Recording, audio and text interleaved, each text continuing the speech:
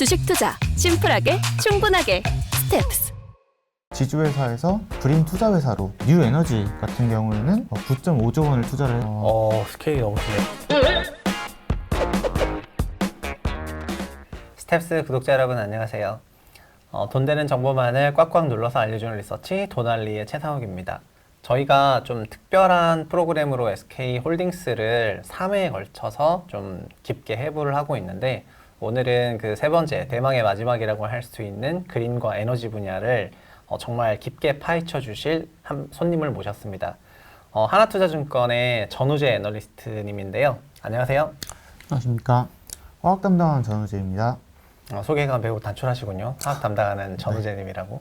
근데 제가 SK홀딩스 분석한다는 레포트는 굉장히 거창하게 소개를 했는데 약간 반전의 매력이 있는 것 같습니다. 저희가 우재 애널리스트 같은 경우에는 몇 번 만나서 화학관 이쪽으로 좀 얘기도 했었고, 또 중소형주 같은 거를 굉장히 잘 보시고 전체적으로 그런 쪽에 엣지가 좀 있으시잖아요. 이번에 SK홀딩스 그룹의 그린 에너지 이쪽 섹터를 부분을 좀 심한 레포트를 썼는데, 전체적으로 SK그룹이 저희가 좀 에너지를 한다는 건 알고 있는데 한 줄로 요약해서 이 회사가 어떻게 변하고 있다 이렇게 말할 수 있나요?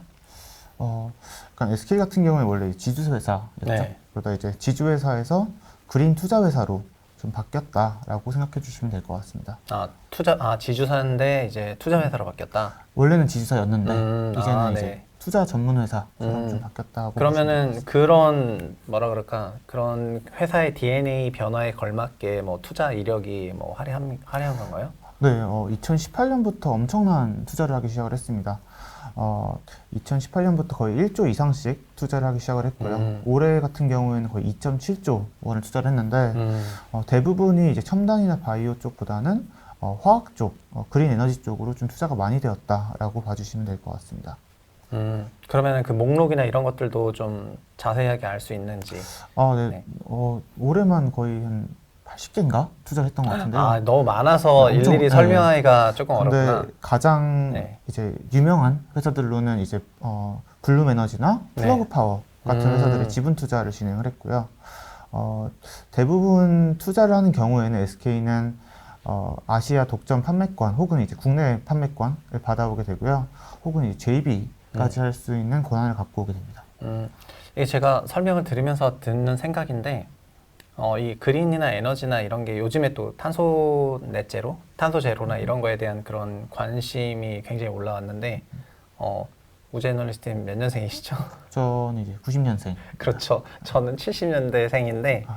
70년대생들은 약간 에너지나 그린과 탄소 중립, 지구 온난화에 대해서 저만 그런지 모르겠는데 일부는 음모론적인 시각이 조금 있기는 있거든요. 그런데 90년대 이후 세대로 갈수록 이 주제에 대해서 매우 진지하더라고요.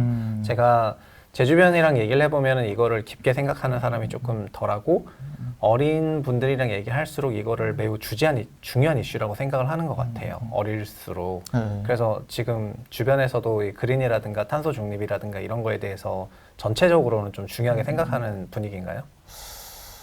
아무래도 일생에서 네. 좀 겪어야 할 문제다 보니까 조금 더 힘든 것 같은데, 그러니까 저 같은 경우에는 이제 미국에서 환경학을 되게 공부를 많이 했었는데, 네네. 환경학 공부하셨군요. 저 같은 경우만 하더라도 이제 한 6개월 정도는 이제 비건 식단을 따라갔던 적도 있었습니다. 뭘 따라갔다고요? 비건 식당. 비건 식당을 따라갔다고요? 네. 그러니까 이제 거의 한 6개월 동안 고기를 안 먹는 이런 생활을 했었고, 이게 식물로 칼로리를 섭취하는 게 동물을 키워서 섭취하는 것보다 훨씬 더 환경에 이제 무해하거든요. 그러다 보니까 그런 움직임이 저나 이제 제 친구들 사이에서도 조금 있었던 것 같습니다. 그런 거를 아마 제 연령대 분들은 다 그런 건 아니겠지만 상대적으로 아마 비중이 적을 거예요. 그래서 제가 조금 이런 말씀을 드렸고, 이 이슈가 그래서 좀 어린 세대로 갈수록 매우 중요한 이슈인데, 이 기성세대로 갈수록 이 이슈를 중요하게 다루지 않는 것 같은 그런 느낌을 제가 많이 받았거든요. 근데 SK홀딩스 같은 경우에 이 그린이라든가 에너지 쪽으로 이런 투자를 좀 집행하는 걸 보면서, 그래서 어떤 느낌을 바로 받냐면 회사가 바로 젊어 보이더라고요. 그냥 이 이슈를 포커싱 한다는 것만으로 약간 그런 기성 경영진이 경영하는 게 아니라 굉장히 젊은 경영진이 경영하는 것 같다는 그런 생각이 든다는 거를 꼭 말씀을 드리고 싶었고, 저희가 세부 투자 내역이나 이런 걸 굳이 본다기보다는 SK홀딩스가 그러면은 종합적으로는 이 그린이나 에너지 부분을 어떤 사업 부분으로 운영을 하고 있는지를 좀 설명을 해주셨으면 해요. 저도 이 부분에 대해서 조금 놀랐던 게 사실 한 2016, 17년도까지만 해도 이런 환경 문제에 대해서 크게 얘기를 했던 사람들이 진짜 없었어요. 네. 그러다가 이제 유럽이나 이제 미국 같은 이제 선진국에서부터 탄소에 관련된 문제를 얘기하면서 기업들이 먼저 따라가게 되는 이런 상황이 됐던 것 같고 SK가 가장 선두적인 움직임을 좀 보이고 있다라고 좀 볼 수가 있을 것 같은데 SK 같은 경우는 지금 어떤 사업들을 하고 있냐면 네. 이제 네 가지 사업에다가 투자를 하고 있습니다. 네. 가장 큰 부분이 이제 그린 비즈니스 라고 할 수가 있는데 그 부분은 그 신재생 에너지를 가지고 전기를 만들고 또 이제 수소를 이제 만들어서 이제 판매하는 사업을 하려고 좀 하고 있고요. 네. 두 번째 사업은 이제 그 서스테이너블 푸드라고 이제 서스테이너블 푸드요? 네, 그래서 이제 음식을 네. 이제 아까 말씀드린 것처럼 좀 채식을 하거나 아니면 대체육을 만드는 네. 그런 사업을 좀 하는 거고 그다음에 그럼 육식 자체는 지속 가능하지 않다고 보는 거군요. 그렇죠. 언젠가는 고갈이 된다고 생각하는 건가요? 육식을 계속 고갈이 하면은? 된다기보다는 네. 소를 키울 때 이제 엄청나게 많은 물이 필요해요. 에너지적인 측면에서 서스테이너블한 네네네네. 방식으로 가느냐 아니냐를 구분을 해가지고 그렇게 기준을 삼는 거군요. 네, 소 한 마리가 그 욕조 한 개의 그 물을 이제 하루에 먹거든요. 그리고 방구를 꼈을 때 엄청나게 많은 메탄이 나거든요. 그런 게 환경오염에 되게 오염이 많이 되기 때문에 네네네. 네, 그런 부분을 좀 줄이려고 하는 것이고 그리고 이제 폐기물 처리 그리고 이제 탄소 포집까지 이렇게 네 가지 사업을 하려고 한다라고 좀 네, 봐주시면 그럼 에너지, 서스테이너블 푸드, 그다음 폐기물 처리, 네. 이거 그다음에 탄소 포집이요. 네네, 맞습니다. 뭐 다 요즘에 굉장히 좀 핫한 주제라고나 할까요? 맞아요. 네. 이게 탄소를 줄일 수 있는 한 6가지 방법이 있는데 네. 그 중에서 건물 단열 빼고는 전부 다 투자를 한다라고 봐주시면 될 것 같습니다. 건물 단열은 이제 단열재 업체나 건물 시공이나 약간 건축 기준에서 해결하고 그거가 SK가 할 건 아니고 나머지 어떤 식으로 탄소 포집만 하더라도 좀 자세히 들여다보면 어떻게 이 사업부나 이런 건 어떤 식으로 진행을 하고 있는 건데요? 그러니까 네 가지 사업부 전부 다 네. 공통적으로 어떻게 사업을 진행을 하냐면 네. 일단은 선진 기술에다가 지분 투자를 합니다. 한 5에서 10% 정도씩 투자를 하는 걸로 좀 추정이 되고 있고요. 네. 그리고 이제 아까 말씀드린 것처럼 이제 독점 판매권이나 JB를 받아오게 되는데 탄소 포집 같은 경우에는 이런 탄소 포집하는 기술 그리고 이제 탄소 포집된 탄소를 가지고 화학 제품 그러니까 뭐 시멘트 첨가제 같은 것들로 네. 바꿔서 판매를 하는 기술을 좀 구입을 해서 사업화 시키려고 좀 노력을 하고 있고요. 이 회사 같은 경우는 SK 머티리얼에서 올해 3월 달에 이제 탄소 포집 기술을 이제 한국 그 화학연구원에서 구해왔는데 그 SK 머티리얼을 합병함으로 인해서 그 좀 기술을 갖췄다라고 또 봐주시면 될 것 같습니다. 그러면은 어쨌든 전체적으로는 SK홀딩스가 저희가 이 프로그램을 시작한 이유 자체가 전체 세 가지 카테고리로 그러니까 테크와 바이오 그리고 그린 에너지 이 세 가지 카테고리로 진행을 하고 있었던 거고 그 중에 저희가 그린과 에너지 부분인데 이거는 아까 설명해 주셨던 것처럼 네 가지 부분에서 진행이 되고 있는 건데 그래서 그 아마 자료를 보면은 그 네 가지에 대한 자세한 내용이 있겠지만 전체적으로는 아까 여기에 서스테이너블 푸드 같은 그런 저희가 접하기 좀 어려웠던 부분도 있었고 그리고 탄소 포집 같은 거는 좀 몇 년 전부터 있었던 얘기긴 하지만 이쪽에 대해서도 뭔가 좀 힘을 많이 실으는 것 같고 또 폐기물 이쪽에도 폐기물 쪽은 약간 이쪽도 최근에는 뭐 각광받는 분야인 것 같아요. SK는 여기서 좀 어떤 식으로 포지션을 잡고 있는지. 일단 뉴 에너지가 이제 신재생 에너지를 가지고 이제 네. 수소를 만드는 그런 기술인데요. 사실 아직까지 이 회사 내부적으로 수직계열화가 잘 되어 있지는 않습니다. 태양광이랑 풍력으로 에너지를 만든 다음에 이걸 가지고 그대로 물을 분해해서 수소를 생산을 해야 되는데 LNG 계지를 통해서 수소를 생산하려고 계획을 네. 하고 있는 상황이고요. 이런 부분이 조금 아쉬운 부분이라고 볼 수가 있을 것 같고 돈을 좀 많이 투자하려고 하는 부분. 두 번째 부분은 이제 그 클린 솔루션. 네, 클린 솔루션. 네, 그래서 이제 폐기물 처리하는 네. 그런 부분인데 이쪽 부분에다가 향후 5년 동안 4조 원을 투자를 할 계획을 가지고 있습니다. 5년간 4조 원이요? 네, 근데 이제 국내 폐기물 업체들 시가총액을 보면 뭐 한 2천억, 3, 4천억밖에 안 하거든요. 네, 그렇죠. 네, 그러다 보니까 이제 국내에서 가장 많은 기술력을 가지고 가장 커질 수 있는 회사라고 좀 보실 수가 있을 것 같고요. 그 2018년도 대비해서 2020년도에 폐기물 매립 비용이 뭐 톤당 거의 2배로 올라갔습니다. 네. 이게 땅이 부족해서 네네. 그런 건데 선진국 기술을 아무래도 받아오게 되면 더 경제적으로 더 싸게 더 압축해서 쓰레기를 처리할 수가 있다 보면 영업이익률이 더 올라갈 수가 있을 것 같아요.